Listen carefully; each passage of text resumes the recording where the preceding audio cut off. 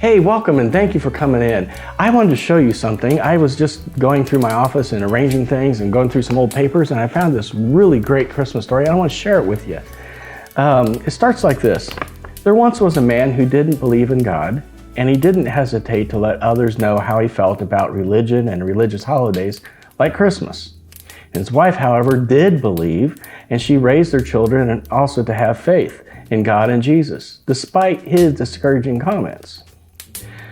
On one snowy Christmas Eve, his wife was taking their children to a Christmas Eve service in a farm community in which they lived, and she asked him to come, but he refused. That story is nonsense, he said. Why would God lower himself to come to earth as a man? That's ridiculous. So she and the children left, and he stayed home. A little while later, as he was kind of snuggling in and next to the fireplace, he looked out the windows and the snow began to fall, and the snow became harder and harder, and the wind began to kick up to where a blizzard was really forming outside. And all of a sudden, as he was sitting by his fireplace enjoying his evening, all of a sudden he hears a bang against the window. And he goes, "What was that?" And so again, before he could even think twice about it, another bang, bang, bang. And so he put on his winter coat, his winter hat, and he went out into the blizzard, and he looked, and what was happening was geese were lost, and they were flying just a little bit above his field right in front of the barn. And being a compassionate man as he was, he wanted to save those geese, and so he opened up the barn doors and thought, "Hey, guys, go in the barn. Go in the barn, it's warm in there." And they didn't get it, they wouldn't go in there.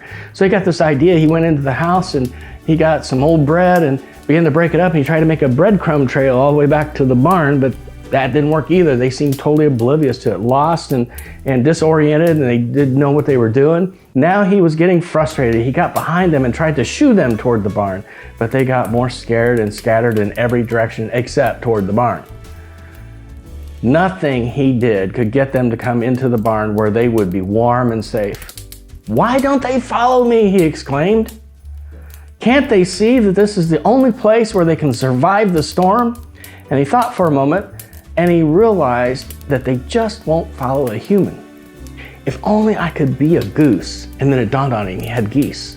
He went into the barn, got one of his own geese, and carried it in his arms. As he circled around behind the flock of wild geese, he then released it. And the goose flew through the flock and straight into the barn, and one by one the other geese followed it to safety. Well, he stood silently for a moment as the words he had spoken a few minutes earlier replayed in his mind. If only I were a goose, then I could save them. And then he thought about what he had said to his wife earlier. Why would God want to be like us? That's ridiculous. Suddenly it all made sense. That is what God had done. We were like the geese, blind, lost and perishing. God had sent his son so he could show us the way and save us. And as those winds and blinding snow died down, his soul became quiet, and he pondered this wonderful thought. Suddenly he understood what Christmas was all about, why Christ had come. Years of doubt and disbelief vanished like the passing storm. He fell to his knees in the snow and prayed his first prayer. Thank you, God, for coming in human form to get me out of the storm. That is the meaning of Christmas. Have a very Merry Christmas this year.